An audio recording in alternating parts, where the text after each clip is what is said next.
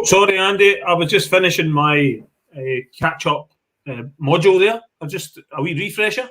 Oh, a wee. Yeah, I had a wee refresher on how to use the sundial and all the rest of it that we've got in the background. How are you, Andy, anyway? I'm doing fantastically well, Gary, and yourself? Oh, flipping heck. How do you answer that? Do you really, really want the truth? No, we've got guests. You don't want the truth. It's brilliant. Everyone's brilliant. Everything's smashing and hunky-dory, Gary. It's been a great week, full of rising. Everything's going great. Everything is going smashing. superb. Gary, what's going on with that balloon behind you? That's been there for about 4 weeks, at least. It's getting smaller. But you see something sneaked into the periphery. What, the white balloon? So these are prompts this evening because I've been getting fan mail about my weather forecasts. So these are my weather balloons. Your weather balloons. Yeah. Right, okay, got you. I'll tell you how they work. You want to know how my weather balloons work? The red balloon is lower than the white balloon when it's inclement and rainy. There you go. We might have a professional on this evening that might be able to answer if there's any scientific proof or evidence that is in fact correct, Gary. Well, I tell you what I've done and built into my scientific evidence related to it. It's all to do with pressure, Andy. One of them is blowing at a certain level. All right, okay. There's a certain bar in there that I've got in my. One is at just below atmospheric. Right. And when the weather becomes inclement, one of them goes like that. These are the balloons you're talking about, Gary, is that right? Of course. So, there. You want to tell I just made that up, but it could be a thing. It could be a thing. You just never know. We'll find out later on. Good evening, folks. Good evening, one and all. Great to see you all on this evening. There's Elizabeth in from Chicago. Hey. Hi, everyone. On your bike. Same balloon. Off the cakes. So we had an interesting debate last week, Andy. What was that, Gary? Where Zealand is. I just wondered if any of our viewers went out and got the old map out and found Zealand on the map. Did we not agree that Paul Stewart just Googled the answer? He did. I've got another one. Go on. Where's Kilbride? Because there's a West Kilbride and an East Kilbride. Where is Kilbride? There you go. We'll do this one a week. Question of the week. Where is Kilbride? Gary, good to see you in tonight. Not you, Gary. The other Gary. Gary that's charming. That's charming. Aye. It's good, Gary. I know you've been. I'm talking to Gary Chittick, by the way, Gary. The other Gary. Well, too many Garys. But Gary, I know you've been busy. I hope you've been well, Gary. I hope you've been well. I know you've been snowed under. Hope everything's going good in your world. Yes. Now, do you remember that headline, Andy, a wee while ago that there was a shortage of Garys, then we are inundated by them? Apparently, all Garys are going to be phased out by 2040 or something like that, wasn't it? Is that the case?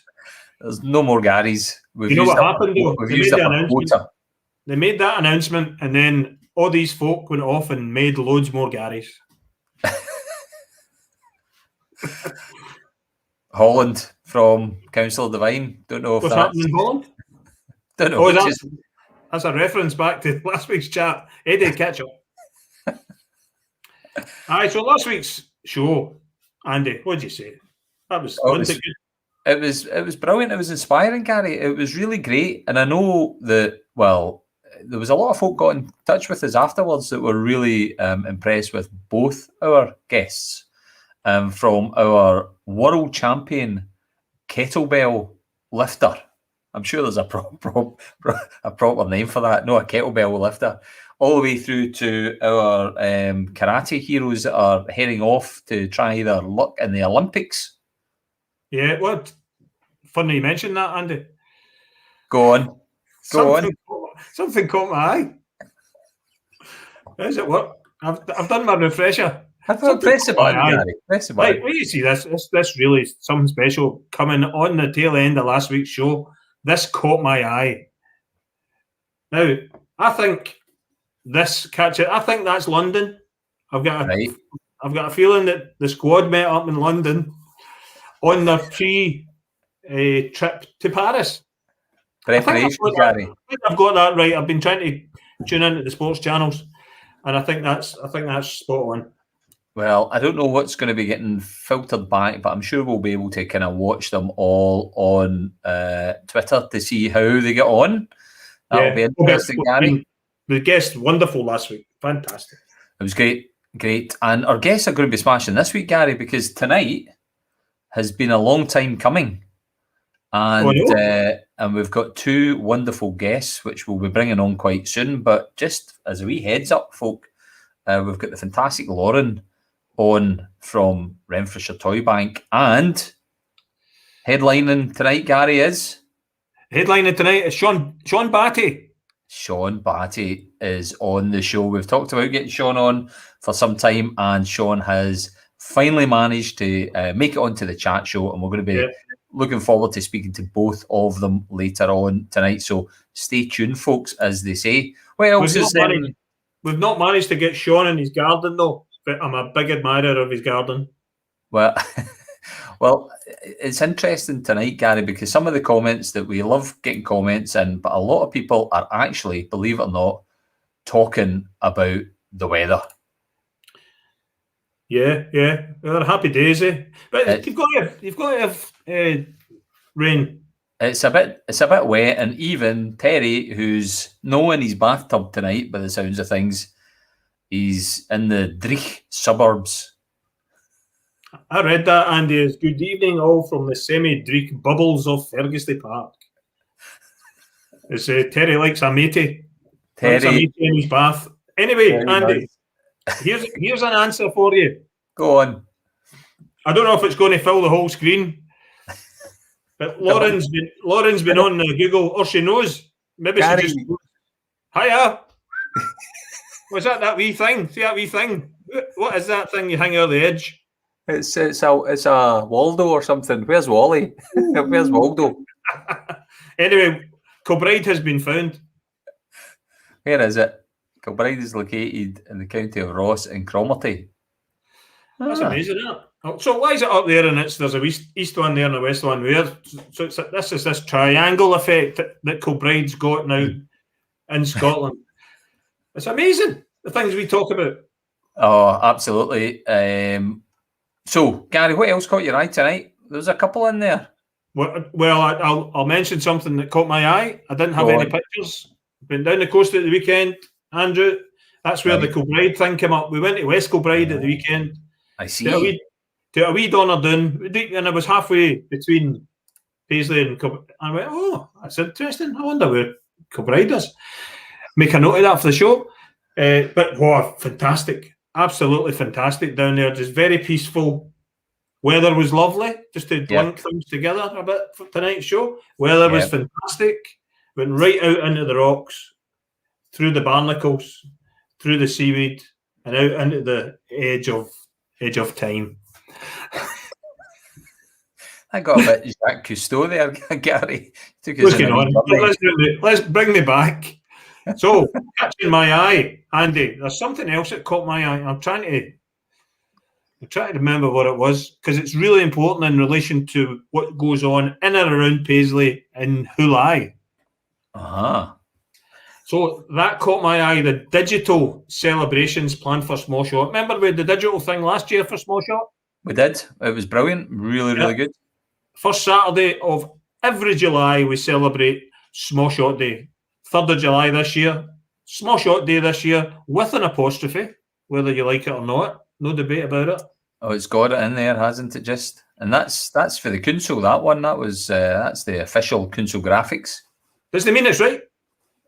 True. Give you that, Gary. Give you that. Yeah. Apostrophe, not question of the week. Apostrophe, no apostrophe in Small Shot. Still up for debate, and of course, with Small Shot coming up, there is of course the where did I put it now? This one here, the crowdfunder. This is an old image, folks.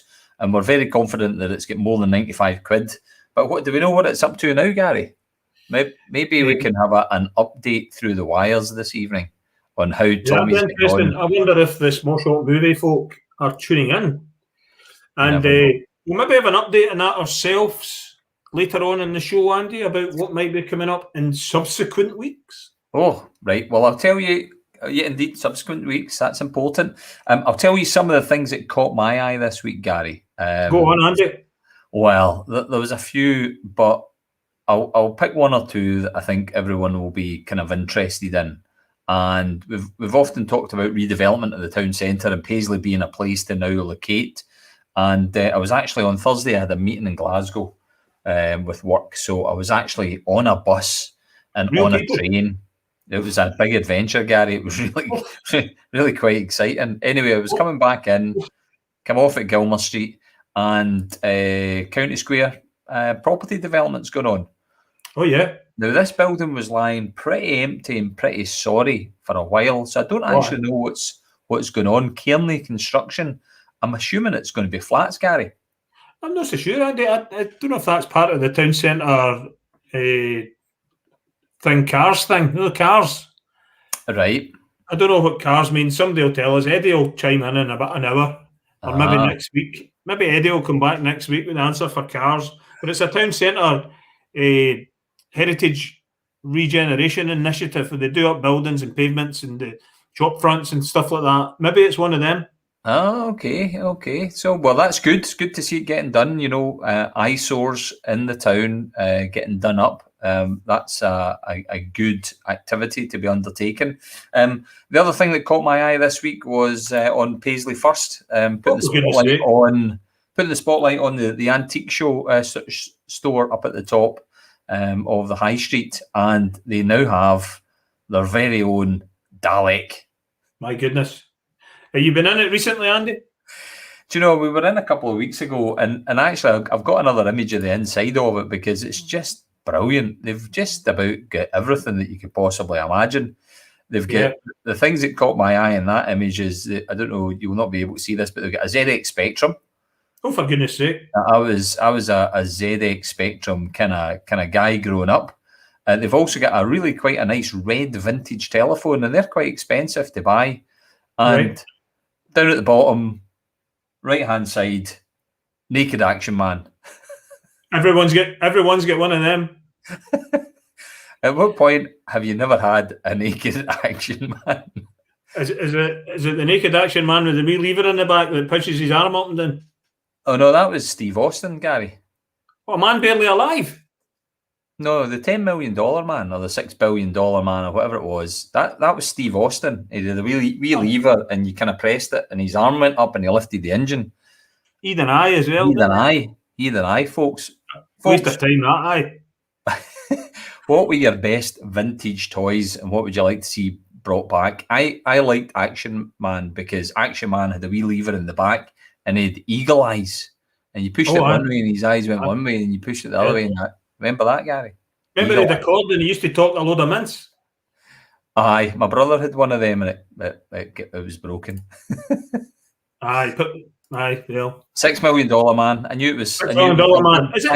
He was the man that was barely alive, but we can rebuild him. We can rebuild him. It was Steve Austin. Steve Austin, the $6 million man. So absolutely, you're so right. Lots of great stuff, Judith and Bailey's. I brought a couple of records out of there, Andy. Paul's where was Paul? Paul put a wee comment up. He's got 3 Spectrums.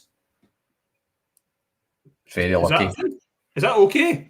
I think he's okay to have 3 Spectrums. I don't know if he's dead slow a Spectrum and I've got one in the cupboard behind me because I originally sold my very first ZX Spectrum that I grew up with. I sold it and bought a leather jacket.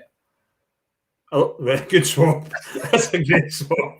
And then I regretted it ever since. So I then bought a ZX Spectrum 48K off of eBay. Just because? Because I wanted it back.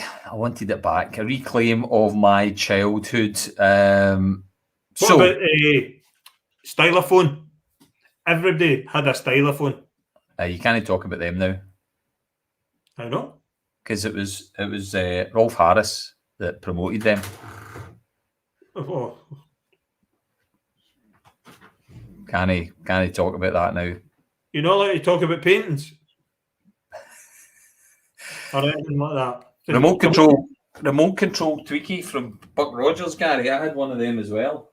Never heard of it in my life. See, you were brought up in the posh part of Paisley. Beady. Never heard of it in my life. So we the skateboards. One thing we didn't have, Andy, was pogo sticks. Oh, no pogo sticks. We've gone down a nostalgia trip. We'll need to ask because, which is actually quite apt, because we've got Lauren coming up from Renfrewshire Toy Bank. We better not call her onto the screen now because she just left her chair there. She's away. She's got something. She's got a what do they call it? That's a flump. That's a flump. A flump. I know these things. I have no idea. Remember the Weebles wobble and they don't fall down? Trick sticks. Remember trick sticks? No. I am a wrist. A trick stick was a bit of string that you put onto the end of a balanced kind of majorette stick, and you could do all these magic tricks with it. Oh, yes, Andy. There's too many brilliant memories, folks. It's great to keep them all coming in. Brilliant memories of all the toys that you got when you were wee. But I think, Gary, that probably leads us on very nicely to our first guest coming on the show. Almost, Andy. I've got something that sits out there outside my hut. Go on. It's a Triang tippet that I got when I was 5. Right. And it sits there. So I remember sitting red seats, couple of wheels here. It's got a wee tip-up thing, driving about, put muck in it. It's in a wee bit of disrepair. If any of our viewers has got a spare Triang tippet, I want to try and get it up. You're breaking for spares, Gary. I'm on for spares. Spares for my tippet. Actually, excuse me just 1 second to do something here. I just need to get a couple of toys from my yester youth. I'll show these throughout the show, Gary, but I'll just leave them down there and keep you in surprise. Well, have you got a compendium there? I've got toys about my house. Have you? Absolutely. Oh, well, we need to talk about that some other time. Well, can you not see them all behind me, Gary? I don't think I've got toys. I've got weather balloons. Well, listen, we know we could talk nonsense all night, but we've got some fantastic guests waiting to come on and talk to us. And I think we should bring our first guest on, Gary. Should we not? We've got to go on with the show. We've talked mince for long enough. I think we should get honorary degrees in talking mince. It'd be an honour. It would be. Well, listen, folks, coming up, our very first guest tonight is Lauren from the Renfrewshire Toy Bank. Lauren, how are you? Hi, I'm good, thanks. How are you? Wonderful. Welcome back to the show, Lauren. No, thanks for having me. Thanks for chipping in with the research.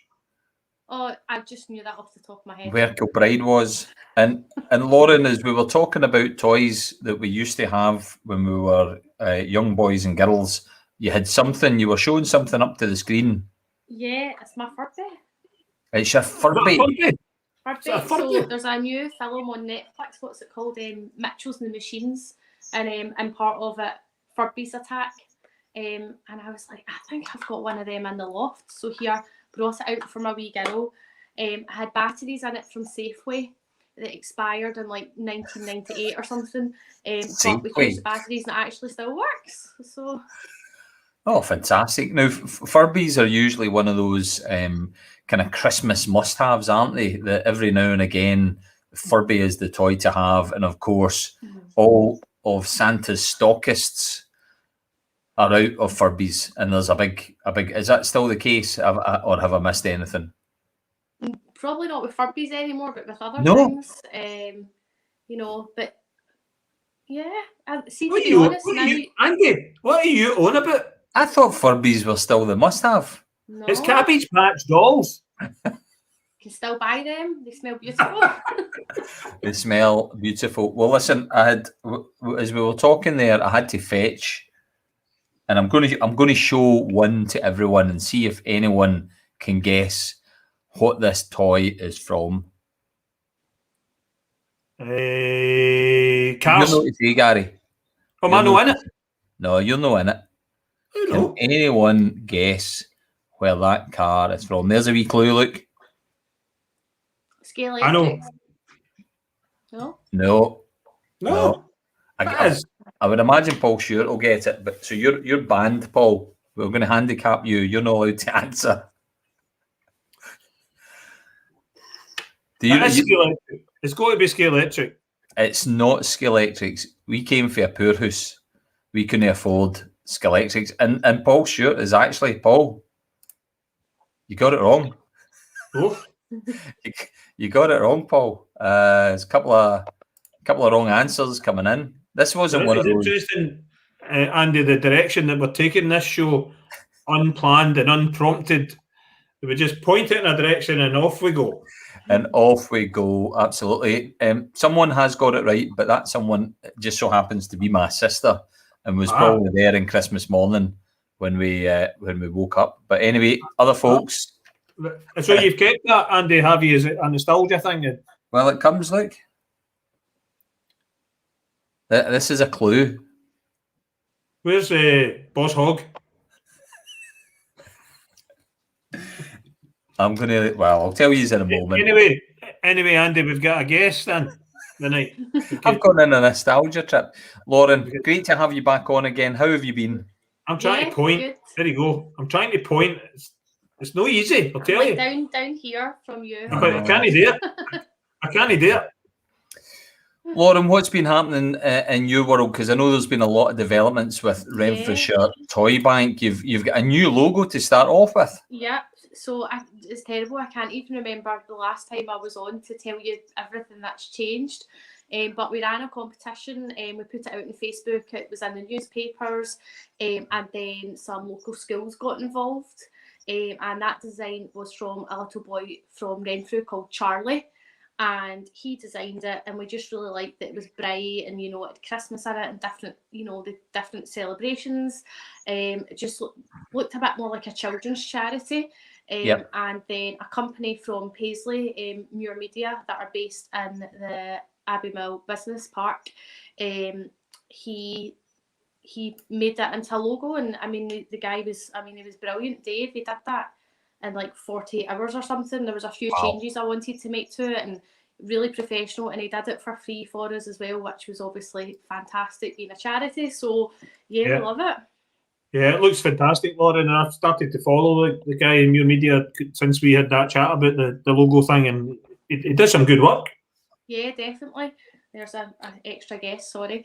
We are going to start launching some drop-off points and things soon, so all our old posters and policies and things that are all typed up all have the old logo, so we're going to meet with him soon and get everything all ready with our new logo on it, which is quite exciting.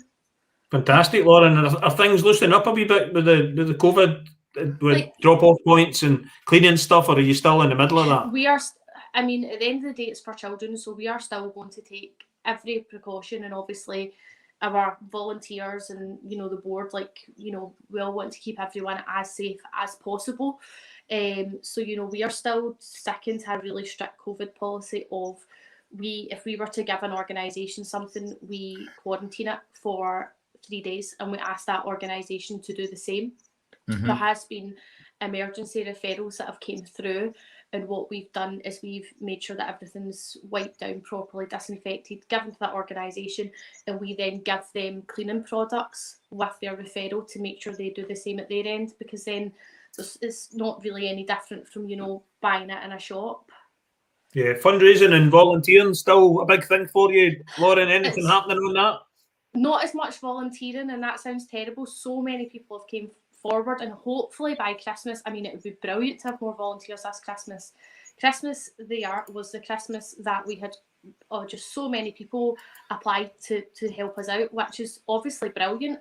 But just because of COVID, usually, we're used to working with maybe 8 to 10 volunteers at a push. Yep. at any one time in our unit, and we were down to 2. Even 3 was, you know, a bit of a push, and we were socially distanced and doing everything properly, but, you know, we weren't wanting to put anyone at risk, so we worked in bubbles very much. And at the moment, there's Sheila, Lorna and myself that go to the unit, but when we're going down, we're making sure we're like leaving days in between so that we're not overlapping, again, just to keep everything as safe as possible. When we leave, everything gets sprayed, so we're doing the best we can. So you're looking for people? Not at the moment, but hopefully at Christmas we will. There's been so many people that have messaged, and, you know, friends of friends who always say, oh, you know, I want to help out, and, you know, family members and, you know, other volunteers, family members, and it's, you know, it is so generous, and I don't ever want anyone to think we don't appreciate it. So if that ever changes, we'll do, you know, a big Facebook post and kind of look for volunteers that way. But at the moment, it's not that we don't want to have people, it's just that because of restrictions we can't. Yeah.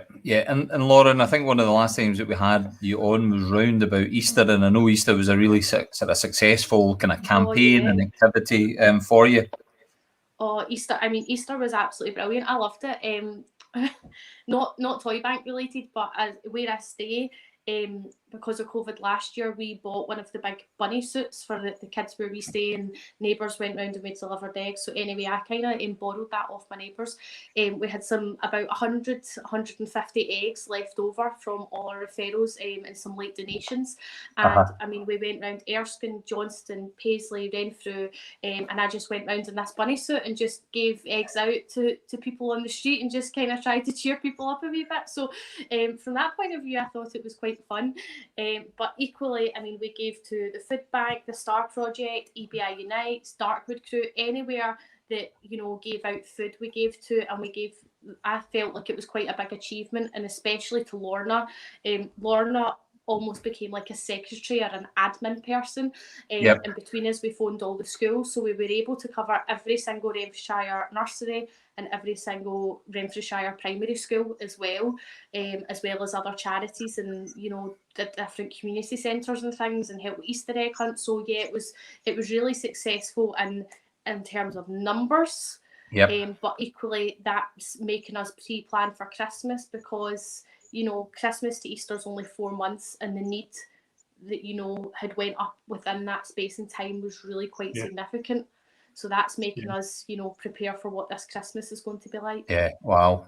You planning for Christmas already? Yep, I know it sounds scary, and what like I was speaking to you before the show. I mean, previously we just ran at Christmas, so, you know, we would have one budget, and, you know, we would go, right, well, we've got this for storage. You know, now obviously with money we're having to go, right, well, we're you know, this is for Halloween, this is for Easter, this is for birthdays. We've still got insurance, storage, you know, PPE, different things we need to buy. So yeah, we're actually planning for Halloween at the moment, and but equally Christmas is still going in the background as well. Yeah, it's just continuous. But one thing that two things that must really drive you on. First of all, the need that's out there, but secondly, it's quite apparent there's huge generosity out there, Lauren. Oh, 100%. I mean, the general public, it's still, I don't know, I still find it, like, not shocking, that's not the right word, but I still find it quite overwhelming sometimes that people, because when I first started this, I was like, oh, people might not be interested, and I didn't want to get anyone too involved in case it didn't work. And then, you know, that year it was really apparent that it was needed, because I spent about 6 months doing research before I started the Christmas Toy Bank. And then for it to actually all happen, and businesses gave me money to pay for the storage, and I was like, oh my goodness, businesses have got behind us.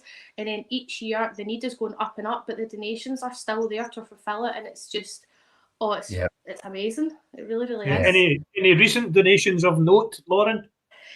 One donation that we had recently was from a lady. I won't mention anyone's names in case they don't want mentioned. But one thing we struggle for, because they're dearer, is like PlayStation games, Switch games, things like that. That's the consoles themselves are items that we're probably never going to be able to afford to give out. Equally, some children have these, or community centres or other charities might have a games room. And a lady, her son had got duplicate games for his birthday, and she donated quite a few of them to us. And that was absolutely fantastic. And I had another 2 ladies, and it was strange. It was in the same day, and they both dropped the stuff off, and it was baby clothes. Again, just duplicates. They both had babies. the babies were now about 6 months old. They went through the wardrobes, and I mean, some of the stuff they gave, and designer clothing and baby grows and bibs, and the stuff was beautiful. So we've still been getting stuff, and if anyone wants to donate, we are, as much as we don't have drop off points until a couple of weeks time, that will be getting announced hopefully next week.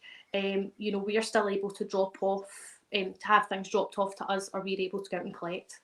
And Lauren, so those are some of the donations that you've got, but you've also had some corporate prizes type thing, or corporate donations. Would that be the right way to tell us a wee bit about your news there? So I was trying to think how to word this. So Arnold Clark gave us £1,000, which was, again, absolutely amazing. Gifted it to us, if you like. So we applied for their funding that they do monthly, and every month they pick from whoever has applied. So that money is going to really help us for Halloween, to be honest. We're going to start buying stuff now, because actually planning for Halloween to do with children's costume sizes is quite a big task. So anything that we can buy in early is brilliant. So yeah, thank you if Arnold Clark are watching. Don't know if they are. That's fantastic. Whoever arranged that. That's great to hear, Lauren, and the people that are watching tonight and on catch up and planning for Halloween. Is there anything that you could say to them that bear in mind when you're out shopping? This is the sort of thing we're looking for. Yeah, anything to do with costumes, really. I mean, you know, costumes for boys, girls, you know, even like face paint, wigs, anything like that. But equally, obviously, a big part of Halloween in the UK is trick or treating, and community groups and charities. You know, they've got events, and we don't know what restrictions are going to be like, but equally, if we can, you know, give out sweets or decorations to help out these other charities or schools or organisations, we will do that as well. So, I mean, that sounds terrible. We'll take anything as long as it's new. That's our, you know, our kind of terms with trading standards at the moment, that everything we take has to be new. Yeah, fantastic. Excellent. I mean, the work that you do is just, you're so active all the time, and I've just put your Facebook up there. But I guess if you were to jump onto Facebook and just type in Renfrewshire Toy Bank, or put it into Google, you'll find yourself. Our URL hasn't changed yet. I'm hoping Facebook change it. They've eventually changed our name. They've dropped Christmas from the name. They dropped Christmas. Yeah. And Lauren, when you were last on, you were sort of saying that obviously there's certain criteria that you put in place to make sure that you're endorsed, you're above board, and you've got all the right. Can you remind us again of you know, anybody that's looking to donate to any type of organisation or your own? What are the things that they should look for, Lauren? Yeah, I think this is actually a really important question. Police Scotland have put out a thing as well. If anyone, you can go onto our Facebook page and you can just scroll down, it won't be too far, about online scams. Things you really need to look out for with any sort of charity. So we are a registered charity, we're a constituted group, but we still have an SCVO number. Scottish Council for Voluntary Organisations. So, you know, we need to submit accounts, you know, we need to have a bank account, you need to have board members. We also have a legally binding constitution, any funding that we do. So we've not announced this yet, but I'm sure I can talk about it. We've got some local partnership funding from Renfrew Local Partnership, which is really exciting. But again, that can't just be something, money that I can sign for. The three of us that are on the board, Lorna, Caroline and myself, we all need to agree to the terms and conditions with it. So yeah, anything to do with money, please don't be putting money into someone's personal bank account. You know, the bank account for the Renfrewshire Toy Bank has all three of our names on it, but if you were to make a transfer, it is the Renfrewshire Toy Bank. You know, things like that need to be all above board, and just making sure, you know, these groups all work together. Like, for instance, we work with the Darkwood crew, Paisley Privates, Star Project, Social Work, EBI Unites, anywhere that works with children, Who Cares Scotland, and equally Star Project and Darkwood crew, you know, they'll talk to each other. We all talk to each other, and it's about reducing duplication. But equally, that shows, you know, if you trust Star, then hopefully you can trust the Toy Bank, you know, because we're all, you know, showing a united front, if you like, and that's a really important thing to look out for. There has been, it's not really something I want to openly talk about, but there's been a couple of groups recently that have appeared on, you know, Facebook recently, and it's just, they might look genuine, but please make sure you do your research and you're giving to a genuine cause and not just lining an individual's pocket. Yeah, that's good advice, Lauren. It's always good to know that network and those reference points, and if in doubt, ask someone if they know anything about them, who they're connected to, and it's fantastic advice. And we know the good work that you do. And one thing I was going to ask, just to again to point to the people tuning in. I remember you said about Christmas that teenage boys, that you struggle for teenage boys, and you were looking for toiletries. Is that still a thing that you're looking for? Yeah, so toiletries, I mean, teenagers are notoriously hard to buy for out with the toy bank. So what we tend to do with teenagers is give them a gift card. And it means they can go and pick something they like, but we don't just give a gift card because we feel we want to make the toy bank as personalised as possible. So we'll still give in maybe like Christmas time socks, or hats, gloves, scarf, things like that. But equally, toiletries are always really asked for. But we had an individual donate a bulk of toiletries to us, and actually through COVID we've been supporting schools with their food banks. And there's a couple of schools in particular, again I can't name them because of data protection, who have been really struggling for toiletries, so we've been able to support them with that as well. And things like that, again, as long as they're new, sealed, we will take, and we'll do our best to pass them on to the right places. Terrific. Lauren, you're doing an absolutely marvelous job, and you sent me through a few pictures earlier on as well. This one was a drop off. You're not just leaving your rubbish there. That's actually. That is toys again. Obviously, they've all been quarantined, but they were going to children in palliative care. Right. At Okay. the Children's Hospital. At the Children's Hospital, and I think this was one of the other images that you sent through as well, which is so that was a top up of items that we needed. So it just shows. I mean, it looks like a lot, but that goes very, very quickly. Yeah, and one final image to show, Lauren, because you've been having support from various folks, and you very kindly sent me this image through. Oh, I didn't know if I'd get that in time. Sean. So great to see Sean helping you out as well. We'll ask Sean a little bit about that when Sean's on, but great to see the support and endorsement for all the wonderful work that you and your team do, Lauren. Oh, that picture of Sean, that's probably not the best picture, because there was about another 4 trolleys or something. It was absolute madness when he turned up. I just wasn't expecting, that much. Pretty much Sean said, I've got X amount of money. Do you want the money, or do you want me to go and buy stuff? And I was like, well, I've got a list, or I can go buy it. So here, Sean went and bought it, which obviously saved me a big shopping trip. But it was overwhelming. Great. And talking about help, Lauren, and general help, and you were talking about drop-off points. Are you looking for organisations in and around the town to come forward to become a drop-off point? Yeah, 100%. And even if anyone's been a drop-off point before and they want to become a drop-off point again, this was something that I was meant to be looking into last week and the week before. Just in personal life, with COVID and isolating and different things, I didn't really quite get around to that. But we've already had a few. I won't name them yet, because we've still got some fine-tuning to do. But if anyone wants to be a drop-off point, it would be so appreciated. It's not something we expect to be as busy as Christmas, because Christmas, can be really busy, and we're out every single day collecting. Yeah.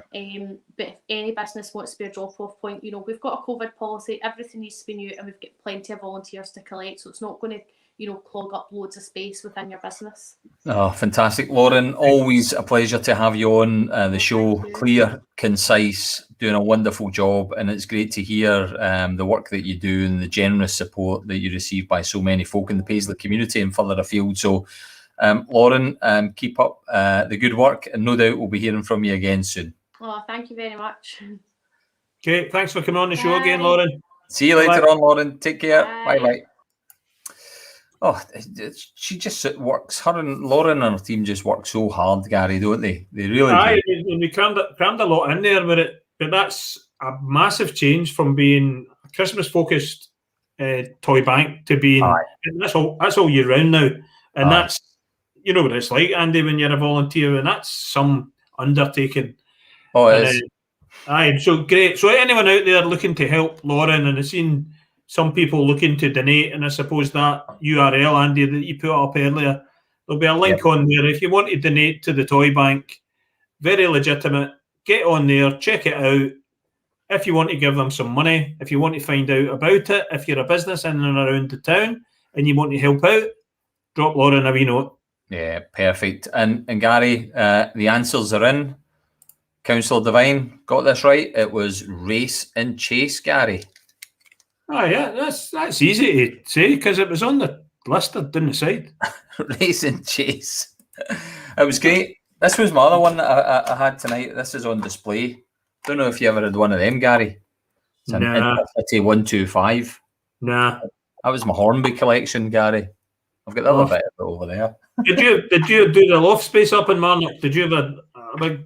No, we didn't. We didn't do the loft space up. But when I was over at my mum and dad's a while back, clearing out my mum and dad's loft space, these were all up here. You know, so that's I rescued them. I thought they're not going to go in the skip, so that's me. So I've got a wee display of my old toys. We built the Matchbox cars. Remember the wee Matchbox cars? Aye. They had alloys and put them down the ramps and all that. A whole lot of them. Absolutely a whole lot of them. And the answer is, Eddie, I'm afraid not. No. We'll need to pull a few strings, Eddie. And there may be prizes on its way.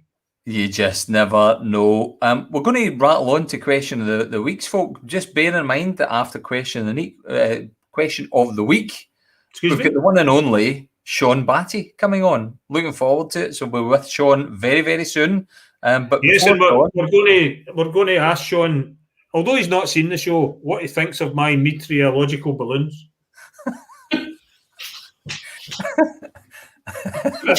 Where are they? I have no idea how he's prepared to answer that question, Gary, but we'll soon find out. Annette, how are you? I'm good. How amazing is Lauren and all the great work she's doing? Absolutely fantastic. It's marvellous work in it, isn't it, really? Yeah. It's absolutely amazing. It's fantastic. And all the support that Paisley's given her as well. A wee bit shocking that Paisley's having to do all of these things, though. That's the only worrying thing. But it's great that there's people out there to help. So fantastic. You're right in it, because that's one of the things I was thinking about is, is demand increasing, which is not a good indicator. You obviously want to see people managing okay themselves. So is demand increasing, or is the service that she is providing just getting better known about, and it's being able to help those families that are out there? It's like food banks. It's dreadful that they exist, but they're a very needed service in our communities, and all the volunteers that work within food banks and other organisations like Lauren's are, to be hugely admired for the work that they do. Oh, definitely. Brilliant work. Yeah, and modest with it too. And you've got a question tonight, Annette? Yeah, we just had a fun question last week. Was about. There's one for you. Oh, where's the guy? He's behind the door. He's hiding. He's still what? He's not clocked off the night yet, Annette. Oh no, he's still working. So on to more serious matters, Annette, because the question last week, I'll see if I can click the right button, was this one, Annette. Tell us all about it.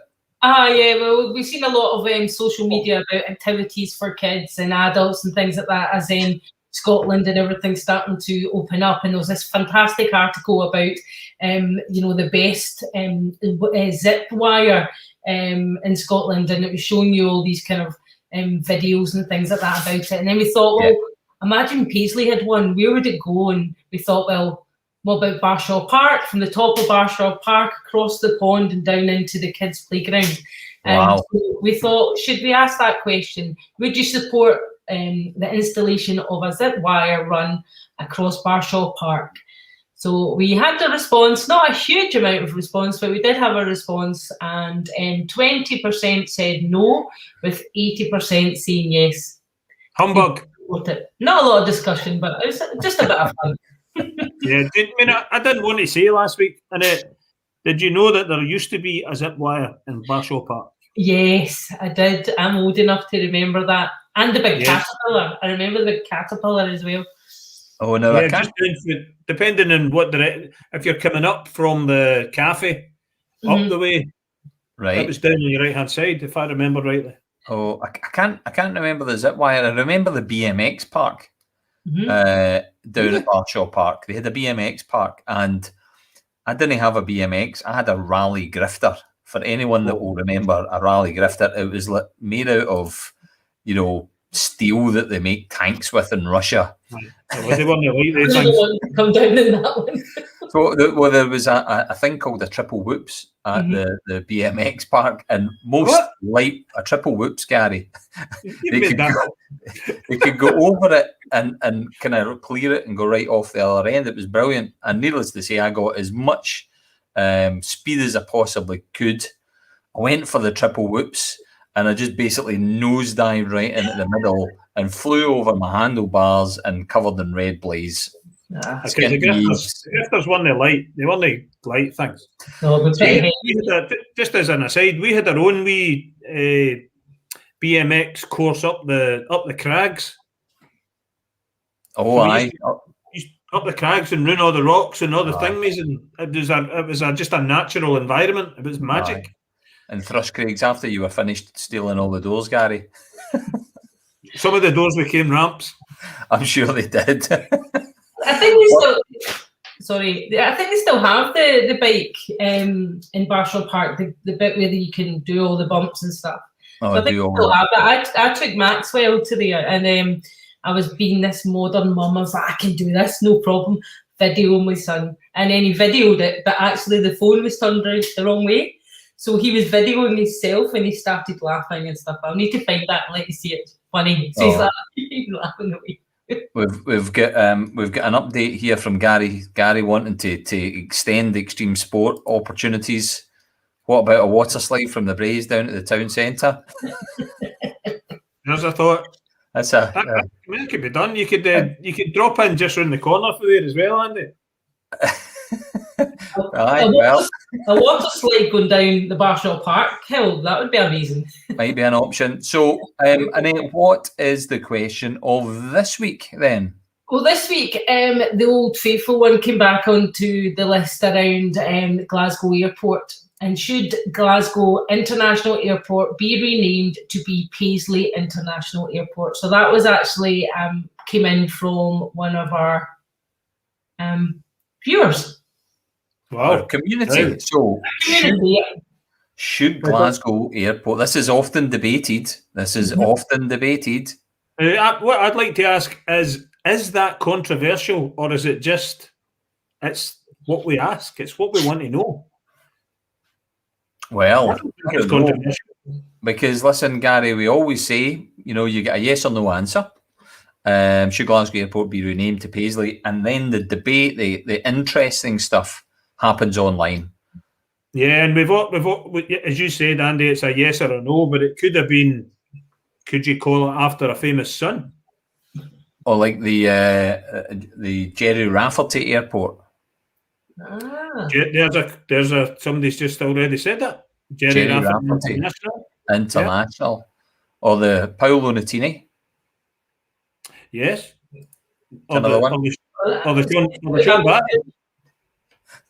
The Sean, we'll need to ask him later for this. The Sean Batty International Airport. Get him on and ask him now. You get something else named after him. Oh, fantastic. Annette, that's brilliant. So, as always, we go to the little magical part of the show that I like, which is get your phones out, folks. Right. Get your phones, as long as you're not watching, get your phones out, put it to camera, hold it up to the screen, QR code, click the link, and you get the question.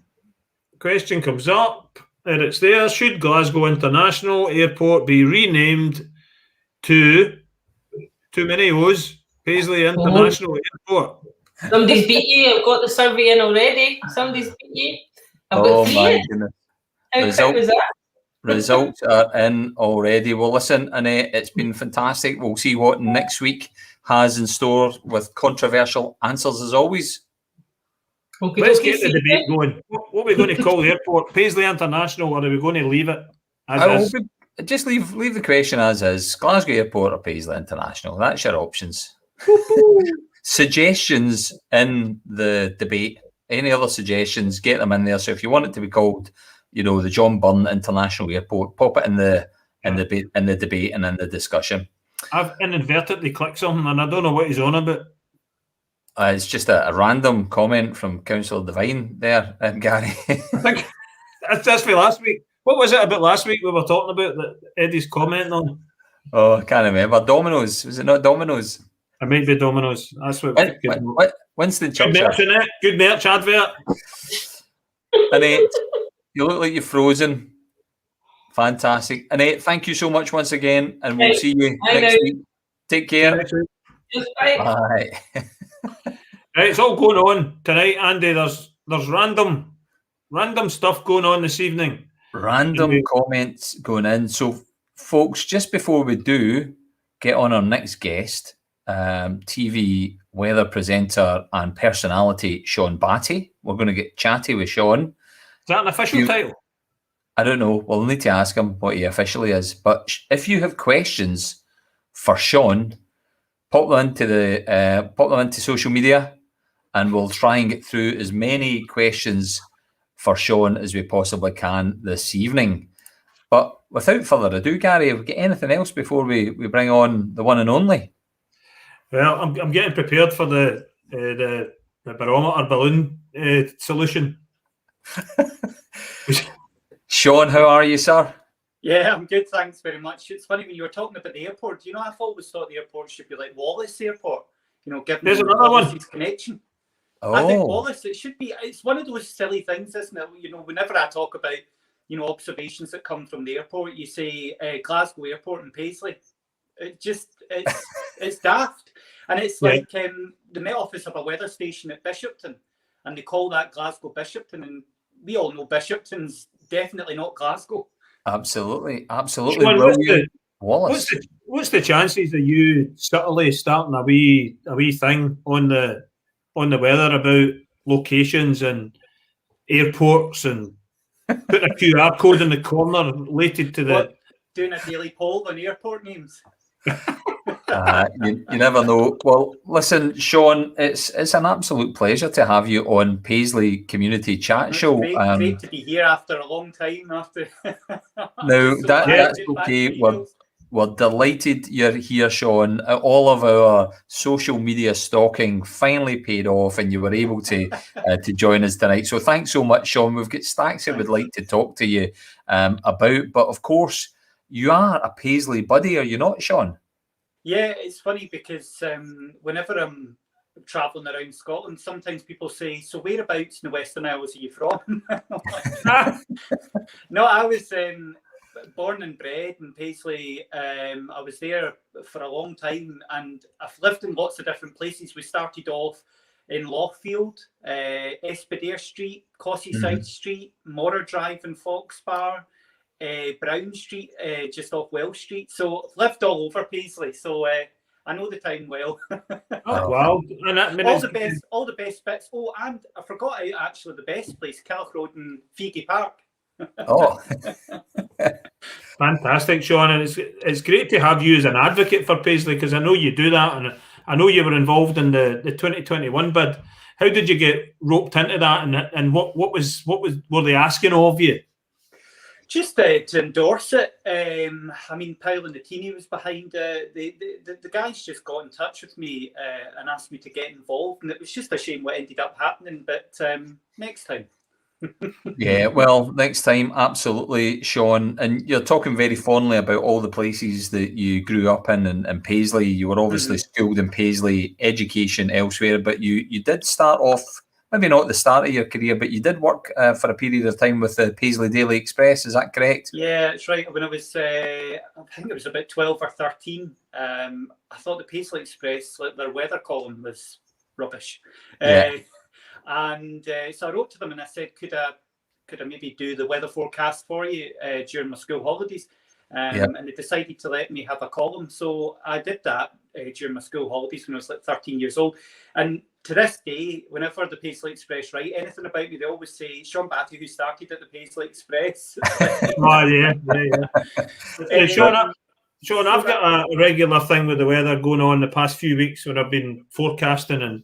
And of course, I don't know if you caught earlier, my forecasting technique is I use balloons. I see your balloons, yeah. Is there any credibility in that? So what was it? If the left wind hangs lower than the right, what was it?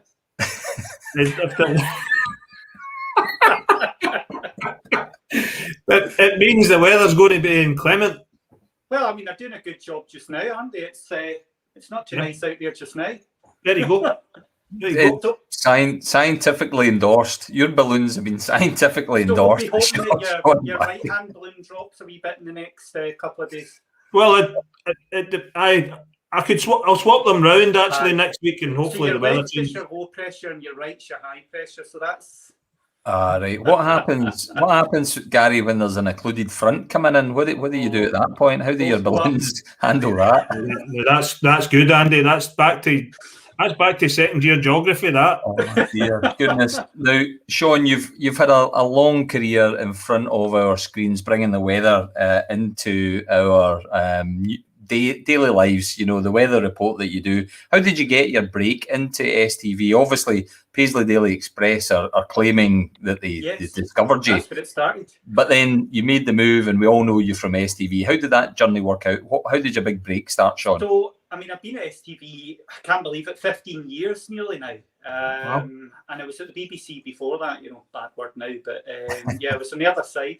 And I was based down south. What happened is when I was 18, I left to go down to uni in Reading.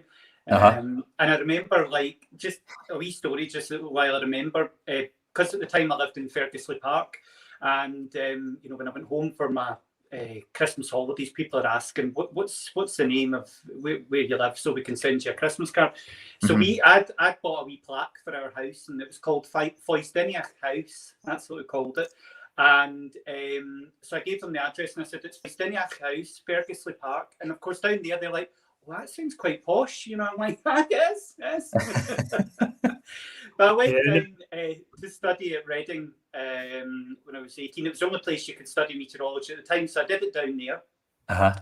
Then went into, I worked as a weather observer in Hampshire, which in a wee place called Middle Wallop, which was an Army Air Corps base. And then went to work for ITV behind the scenes, working with, do you remember Shan Lloyd? Yeah, so worked with Shan Lloyd. We used to get phone calls when I worked there that she was to pay her knicker bill. She I think it was a Jean Provocateur that used to phone and say, oh, Shan needs to pay her bill. So they were the kind of things I used to do there, behind. You're dishing the dirt tonight, Sean. Wait. And then, Sean, 2 minutes to go and we're past the watershed. Well, I worked at the BBC, and Michael Fish actually did my initial training at the BBC. Right. And when I did my screen test there, he just said to me, I don't think you'll ever present for the BBC. He says, you're far too ITV for us. So really? I did. I ended up doing the weather for BBC for 3 years. And I was in Northern Ireland at the time when I got a phone call from STV, and they basically just said, we've been looking for somebody. We've not had anybody for 10 years because there was a big break between Lloyd Quinnan and me starting. So yes, that was 15 years ago now. You'd have been too young, Sean, to have Michael Fish mentor you through the storm of '87 as part of your training. Did they 5 years bring old that up? '87. But do you know, the thing, I've actually still got this here. So I got given this when I was 7 years old. I absolutely love it. And it had a signed photograph from Michael Fish. And it was the BBC weather kit. I mean, this is a way back from, it's got little stick-on. Oh, wow. Stick-on weather symbols and everything. Oh, that was fantastic. An absolute dream as a wee boy, having something like that. Oh, that's fantastic. Was that what sparked it all, Sean? Did that spark all the interest, Sean, away back when you wanted to do this? I always wanted to working weather since I was about 7. That's the earliest sort of recollection of having a passion for weather, and that actually was given to me at Christmas on my 7th, just after my 7th birthday. And so it is quite an old kit now. But yeah, I loved using that. I used to be in front of the bathroom mirror, giving it all the hands. And, yeah, for years of practice. We've obviously talked about Michael Fish, and one of my questions, and we might already know the answer to this, but one of my questions, Sean, was going to be, who is your favourite weather presenter? And I've got 4 options right now, but you're allowed to add in some of your own. Well, I mean, it has to be Judith out of the lot. Judith out of it, and she's BBC, isn't she, Judith? Ralston. She is, but Judith, I don't know if you've ever met her or spoken to her, but she is the nicest, most genuine person. Judith is absolutely lovely. Ian McCaskill, obviously a massive icon growing up. Yep. Remember his Spitting Image? I used to get to stay up late on a Sunday night to watch Spitting Image, and I can still remember his character in that. But yeah, so for me, it would need to be Judith out of the lot there. Judith Ralston. Other weather presenters, including John Ketley, are, of course, available. Is Judith a Paisley girl, or is she just up the road? I'm trying to remember where Judith's from, but no, I don't think she's Paisley. But remember Heather the Weather? Yeah. Heather Reid. So Heather Reid, at the time we lived in Morrar Drive in Foxbar. Heather's mum and dad, she was brought up in Foxbar, I think. So her mum and dad only lived a stone's throw away. So there was obviously something in the Foxbar water that made us all weather people. Yeah, but Sean, these days presenting the weather presents all sorts of opportunities, and you have grasped those with taking the weather to different heights and bringing in different aspects of weather presenting. Recently, you've been involved in getting kids involved. What sparked that? Why have you been doing that? Well, I mean, it was really just by accident. So obviously we went into lockdown March last year, started broadcasting from the garden, and it was just one day. It was a really hot day, and I was sitting in the garden, and I thought there was a lot of rain coming the next week. And I remembered when I was making a rain gauge out of a 2-litre bottle, a Coca-Cola bottle, and I just suddenly had this idea: why don't I get some kids and families to do this with their children? Because of course at the time most families were homeschooling and finding that a complete nightmare. So I thought, well, let me try and come up with some ideas for the kids to do. And so I did a video about how to make this rain gauge, and more people joined a little Facebook group that I'd made, the Mini Met team. And by the end of it, I think by the summer, we had just over 1,000 kids involved. And each night I was showing some of them on the television. There was some in Shetland, the Western Isles, the Borders. It was great. And we had grandparents getting in touch with us saying, we haven't seen our grandkids for 3-4 months, but we've seen them on the telly. Which was just it was a really nice thing to be able to do at the time. And I absolutely loved it. It helped me get through the lockdown because there was some real characters. Some of these 2-3-year-olds were able to say altocumulus and things like that, just like crazy. The one that I struggled with was anemometer. Oh, the anemometer. You should try altocumulus lentipularis then. Oh, well, I'll practice that one for next week. Now, Sean, we also know that you're quite well known for your sartorial style, Sean. You know, when you're in front of camera, you're always incredibly and impeccably dressed, Sean. That's important to you, isn't it? Yeah, although I've had quite a bit of criticism recently because I've decided to ditch the ties. This was a good few years ago, as you can see from my face. a bit younger. Well, I like the fact that this one you actually colour coordinated with the weather. That's right. Oh dear, don't.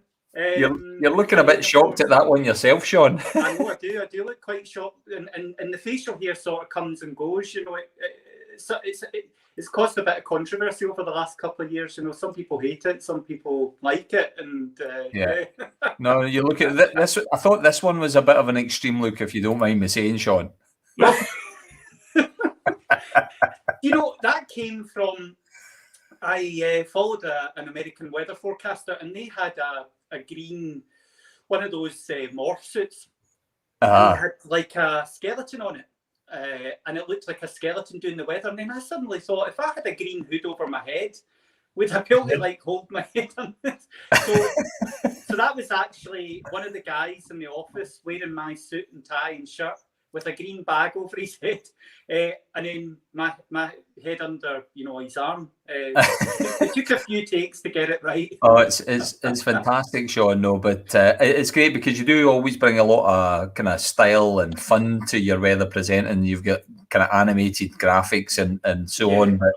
But I've tried, to drag the, because they hadn't had anybody for 10 years at STV. I've tried to drag it into the kind of modern era, and I was at the BBC when we switched from weather symbols. I mean, God, the outcry when we ditched the weather symbols. But is that the sticky on ones, Sean? Well, that was before my time. The sticky on ones. Do you remember the famous F and fog?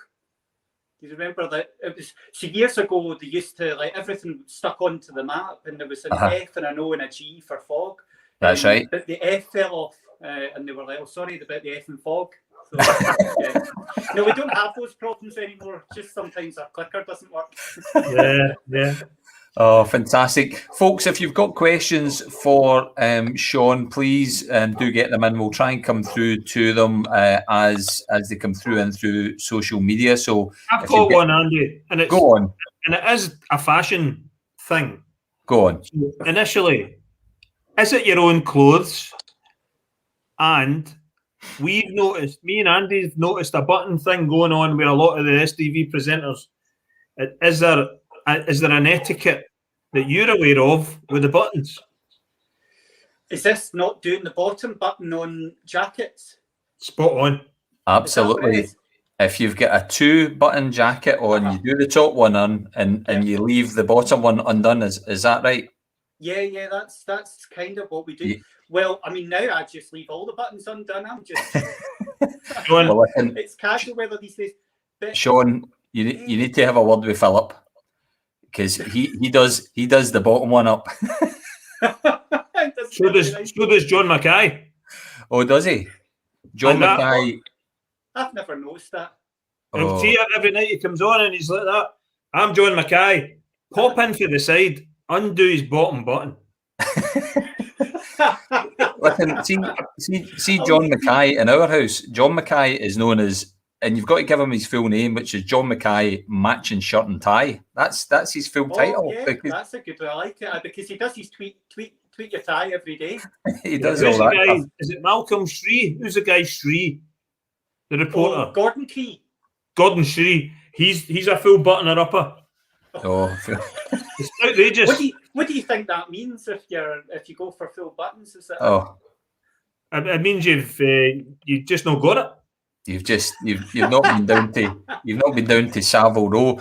Sean, you obviously must have Leslie G.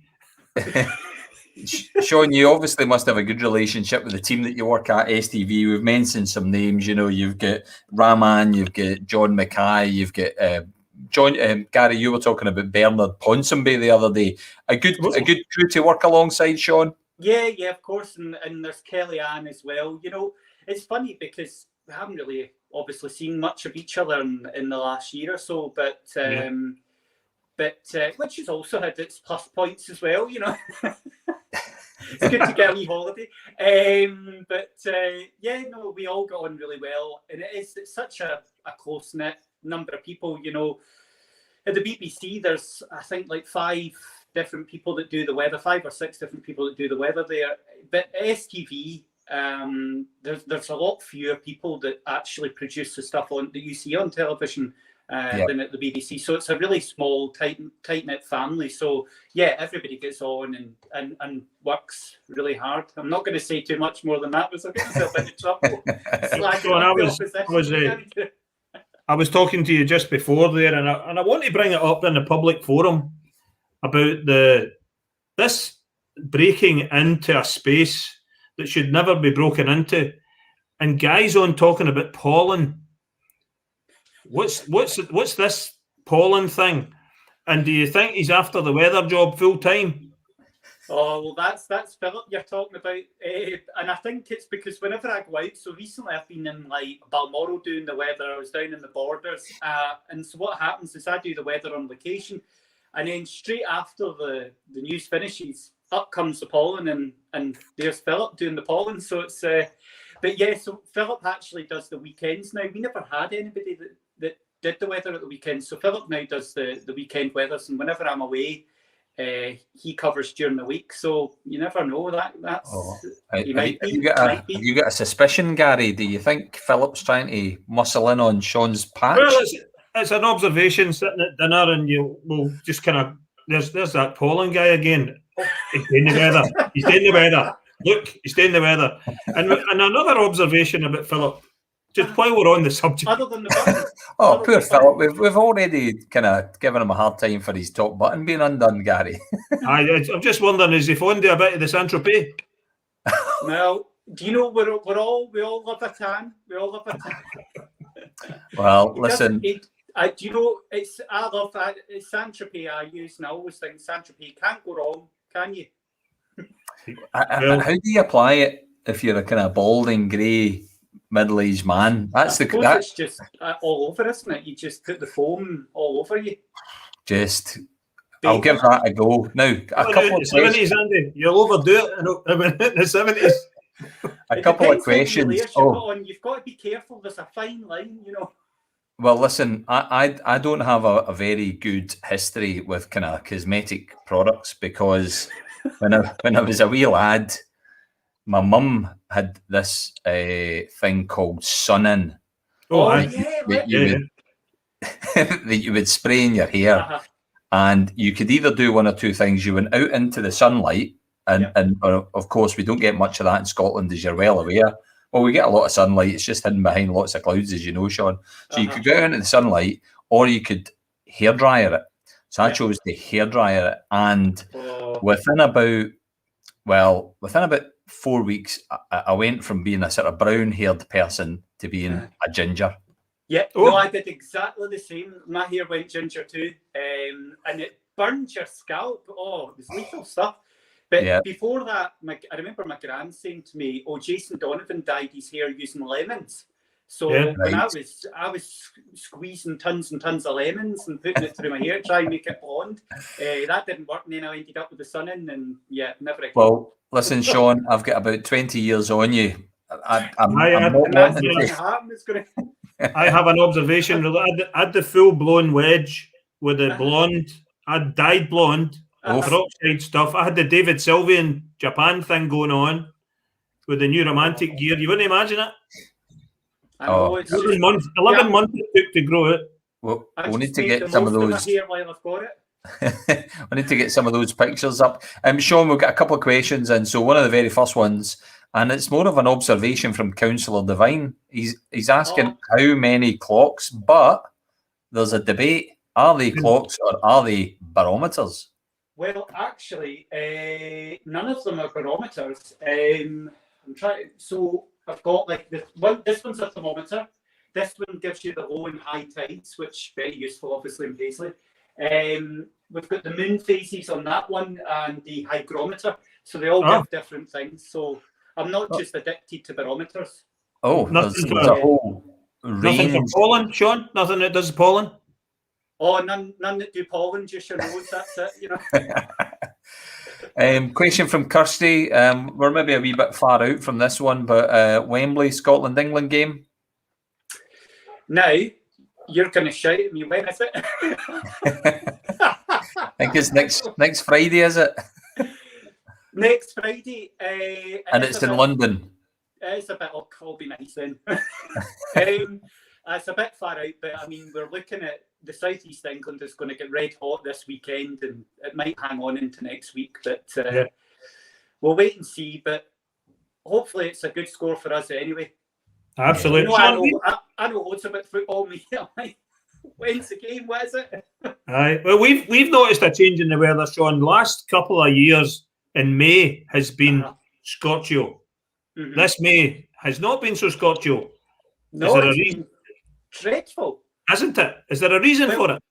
Bishopton, Renfrewshire recorded its coolest May on record. And I mean, the records only go back like 25 years for Bishopton, but it's still significant stuff. And the reason we've just stayed in a northerly, we've ended up with high pressure just south of Green. I'm gonna put my hands in my pocket because otherwise I'll start doing the whole we've got high pressure. But we've got like high pressure, which has just been drawing cold air in from the north. March, April, May. And then we've gone from one extreme to the other. We've had much colder than normal conditions all the way through spring. And now, like tonight, the temperature's not going to get below 16, which is near a record warm night for Renfrewshire. It's crazy at the moment. It's Sean. Yeah. See the whole of May. That was hanging low. I imagine it probably was. Your right balloon wouldn't have had much going for it in May. Now, moving on, Sean, because that is, and we're not talking about Gary's balloons, but moving on, that is quite an important subject, and it's great to hear that you're involving a lot of the youth and the young people and inspiring them about the planet, the climate, and most importantly, climate change that we're going through right now, Sean. And there's a lot of conversation out there, but it's something that I've noticed that you've not quite. You've got a great platform, but you've not quite spoken about climate change yourself, Sean. So what's your own thoughts on kind of where we're at and what we really need to do? Are we doing enough? Are we aware of what's going on? Or is it, as some might say, it's typical long-range weather cycles that we're experiencing? It'd be good to get your thoughts, Sean, on climate change. Yeah. I mean, it's one of those things we've not delved into too much recently, but of course with COP26 coming up, at the end of the year, we've got a group of people in STV that are going to work on some climate change stuff. So it's funny you say that, because I was just in touch with the Met Office today, and I've asked them to pull down about 150 years worth of records for some of our weather stations. So I'm going to trawl through that, because what I think is it's difficult with climate change is that you're talking on such a big scale, and you're talking about temperatures rising so much in the Arctic and ice melting. Sometimes I just feel that we're so far removed from that you kind of need to be talking about things that are happening locally. Just for an example, what I want to do is look back at, say, some of our weather stations near here and go back 100 years. How many snow days has been reduced in that time? How our average temperature has risen? And just so that we can actually say, look, this is what your grandparents and your great-grandparents had in Scotland. And this is how things are now. Now, climate change hasn't affected us in Scotland overly much, but it is in some other parts of the world. But obviously that has consequences everywhere. So you'll hear more about, opinions on it as we go through the year. But there is an element of it which is driven just naturally. But certainly humans have had a huge impact. And also it's only when you take the human side of what we've done that you see that warming is associated with that. So very complex subject, Sean. I mean, it goes into plastic bottles in the river and what you put down your toilet and that kind of manufacturing and packaging, and then it affecting the weather longer term. It's such a massive subject, and there's like so many different avenues you can go down.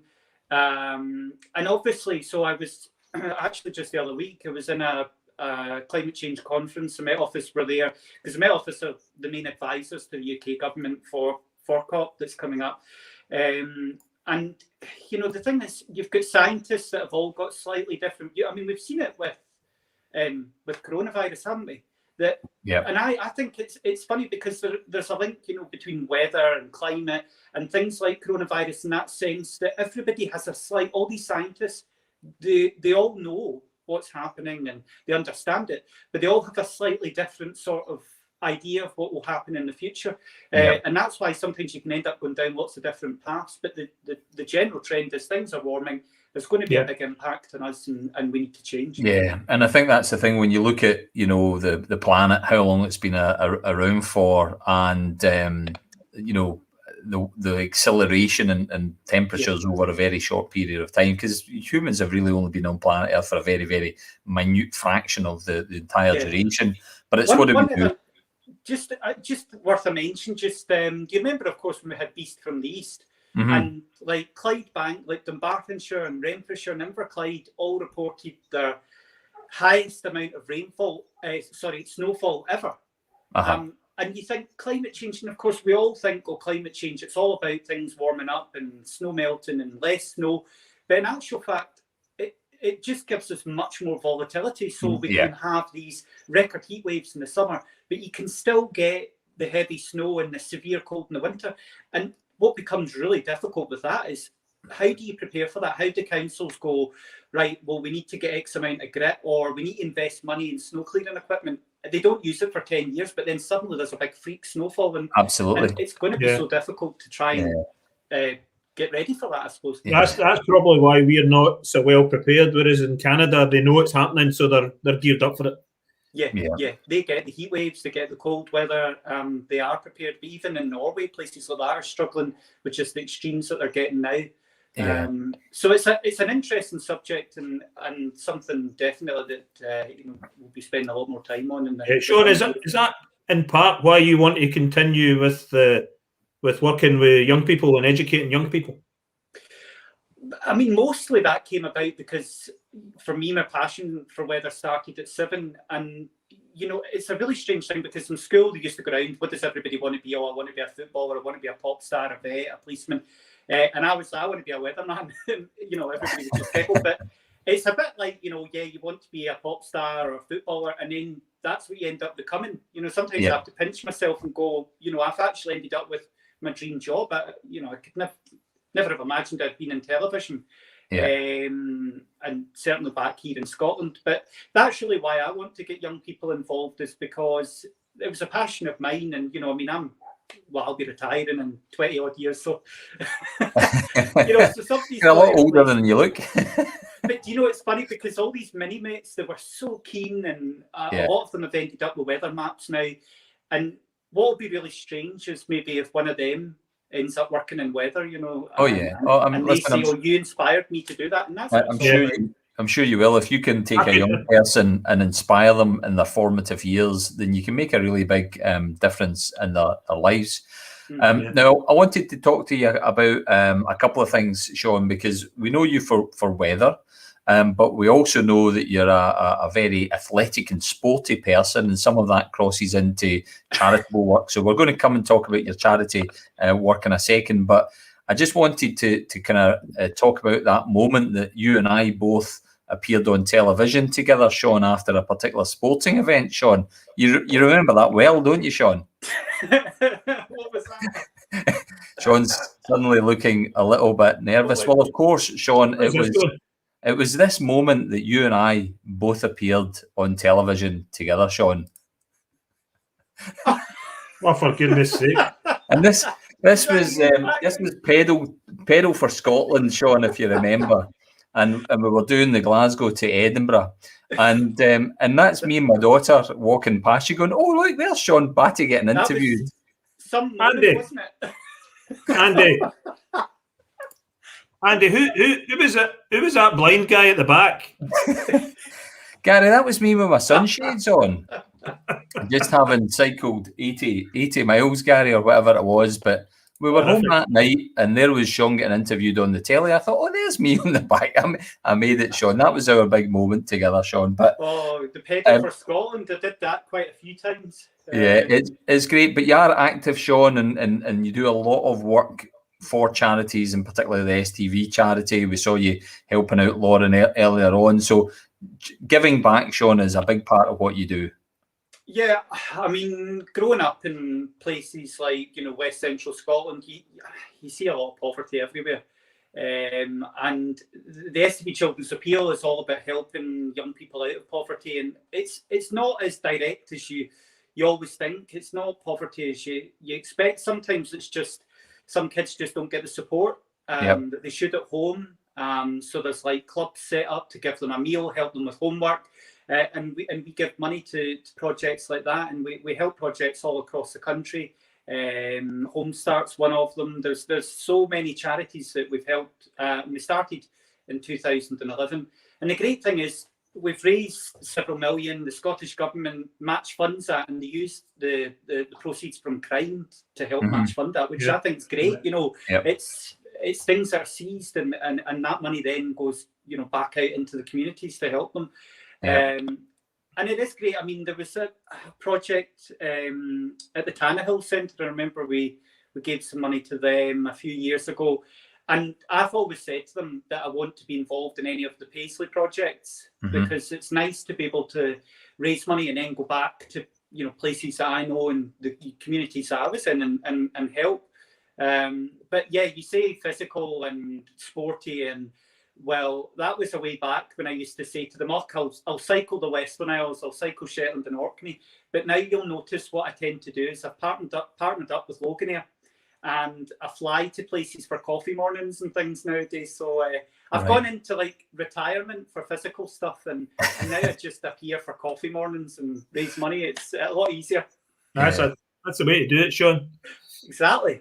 It's been fascinating chatting with you tonight. We could chat all night, actually, because it's your life story. If it's not generally known to the public, but that journey that you've had of actually going, I want to do this, and you ended up doing it, is an amazing story. Is there anything in that you want to bring out again for young people in the work that you do?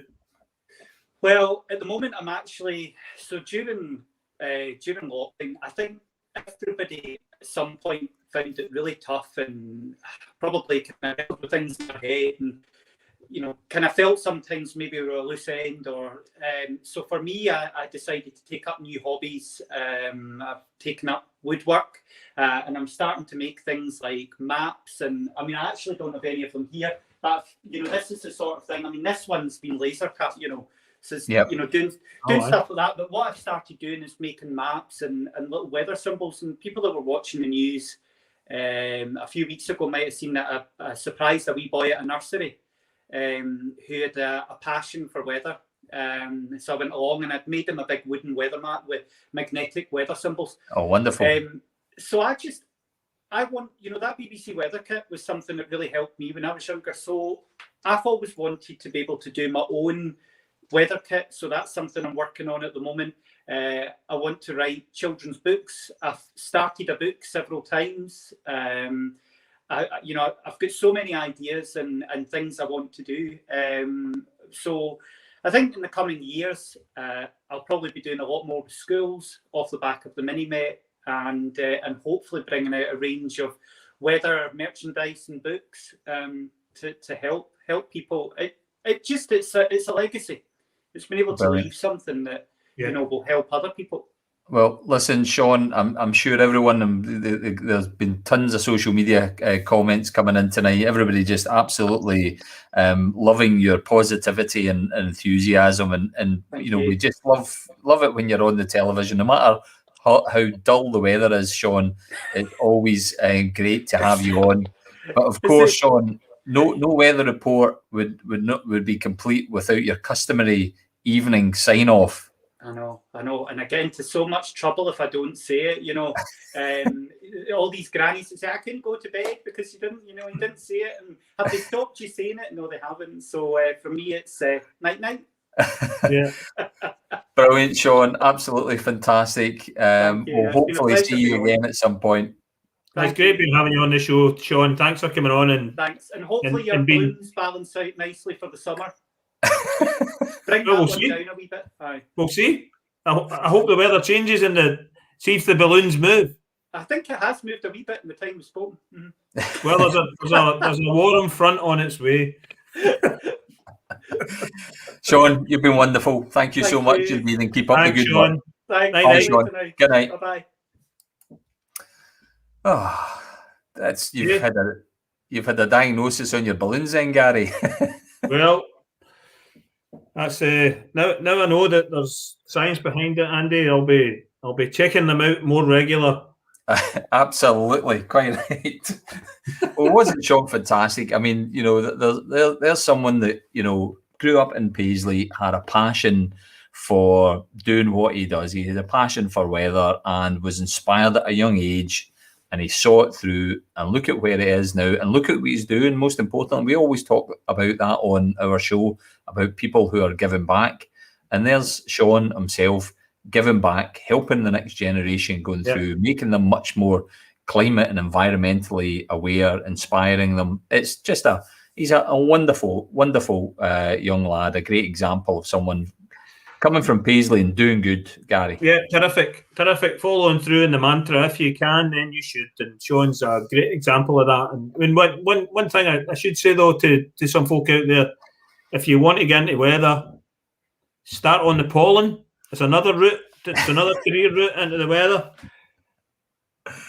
Well, see, I actually take an interest in the pollen count because I am a hay fever sufferer. So when Philip's on and he's talking about the pollen count, I do pay attention. Well, see slightly out of shot, Andy. There's a green balloon. Oh, is that the pollen balloon? You'll need to get one of them up for next week. I'm just scrolling through some of the comments. So many comments on here tonight from everyone, but there was one from, I should have asked Sean about this one. Once kissed an STV weather presenter, Tommy McGrory. Are you aware who Tommy kissed? That's a massive list for Tommy. I think it might be BBC. Yeah, BBC. Peter Sloss. He mentioned the Tash. Or I don't know. Carol Kirkwood maybe is another for Tommy. Tommy, you'll need to let us know. But but as we say every week, Andy, our guests make the show, and tonight is no exception. Two fantastic guests, Sean Batty and Lauren from the Renfrewshire Toy Bank, both inspiring in their stories in their own way. And it's great to share some time with them.